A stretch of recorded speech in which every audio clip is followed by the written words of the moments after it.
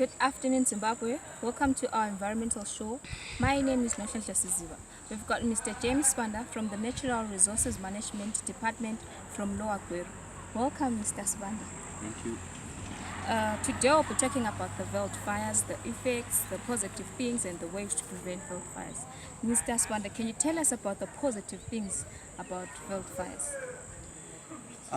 When it comes to positive things about veld fires, it's not really much to talk about, because you tend to find that even if the little positive effects of veld fires that are there are not really useful to the people, the only positive effects that is there is, I'll take an example of science. Scientifically, it has been proven that when crops are burnt down, they release nutrients, and these nutrients are essential in terms of increasing soil fertility. Just for example, there was this old method of cultivation that was used, or agricultural method that was used before by people, in which it was called slash and burn, whereby people used to burn their old crops and burn trees and bushes, and they spread the ash on the field to increase soil fertility. So veld fires, basically, when they ravage the whole environment and when they burn these crops, the ashes go into the soil. They are the nutrients are now easily absorbed, and they increase the soil fertility. So the reason why I said earlier on that it's not really beneficial to the whole environment as a whole is most of the areas that are affected by veld fires are not really cultivated, like all of it. People don't really get to exploit these areas in terms of agricultural development. So just as much as it's beneficial in increasing soil fertility, it is not fully exploited. So at the end of the day, it goes to waste. Oh, okay. Can you please tell us about the negative things about veld fires? Negative things about veld fires, there are a lot. Basically, veld fires in their nature, they are just negative. Firstly, we'll tell you that the major negative thing about veld fires is the environment as a whole. You tend to find that the environment is affected. There's the issue of global warming that is the top of the day today. Global warming basically is just about the increase in the temperatures as a result of the emissions, or the gaseous emissions that are being emitted by human activities, be it industries, be it fires and everything. So when veld fires come into place now, they burn these crops and it releases a lot of carbonic gases. So these carbonic gases therefore go and eat our ozone layer and get to cause global warming at a larger scale. So veld fires on their own, they are contributing greatly to global warming. Number two, we'll tell you that it reduces the biodiversity that we have in our ecosystems. Because when veld fires come, they don't choose whether they want to burn plants only and leave the little insects and animals that live, or they don't choose whether they want to burn the animals and leave the plants. So veld fires destroy everything. They destroy all the plants that we have in our ecosystems. They destroy the animals, the insects, even the worms that are in the ground. And you tend to find that all these animals, they have a complementary role in our ecosystem. I'll give you an example of the worms. These worms, they play a major role in terms of aerating our soil, because this soil needs air and everything. So when they move in this soil, they aerate the soil, which is a crucial point, which is a crucial role that they play.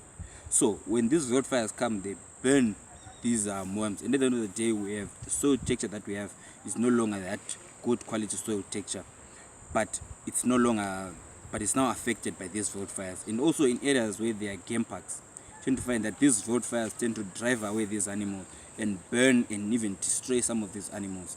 And tend to find that in an ecosystem, like in an environment like Zimbabwe, whereby we are now investing in our game parks, in our game meat, tend to find that these veld fires are causing detrimental effects, or they are now causing retrogressive effects in our society as a whole, and which then affects our economy. And also, since Zimbabwe is an agricultural based economy, you tend to find that there are areas where there are farms, and these farms, when there's a veld fire, you cannot control these fires, so they even burn crops, and at the end of the day, it reduces production as far as our farms are concerned in Zimbabwe. So veld fires, they are a threat and they are a danger, and they cause a lot of negative effects to the environment. Okay, can you tell us about ways to prevent the veld fires? What the public can do to prevent the veld fires?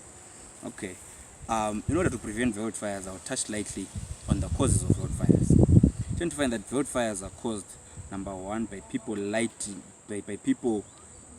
up a fire in an area whereby there's dry grass and everything, and not being responsible with that fire. So basically, when you light your fire, always make sure that you extinguish your fire wherever you are, because if you leave it like that, it will burn the grass, and the moment it burns grass and starts moving, it then results into a road fire. And also there's the issue of responsibility. Other road fires are not only caused by naked flames, but they are also caused by due to the season that we are in. We're in summer now, and if there's a lot of sun exposure and it hits glass, it can also result into a fire starting. So when people are disposing of their glass, their bottles and everything, they need to be responsible. They need to dispose it off into the designated areas, not just throw them in the bush, because it might also result in these road fires.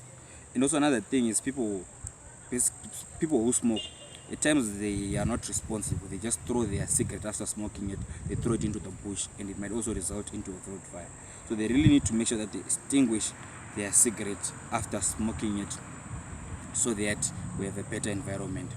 And also in other areas that are prone to road fires, they need to create demarcations, maybe roads or bridges or anything that demarcates the area, so that in the event that a fire breaks, it does not move to the next area, but it's only confined to that area that is burnt, because there will be a demarcation of a road or something that prevents the fire from proceeding to the next area.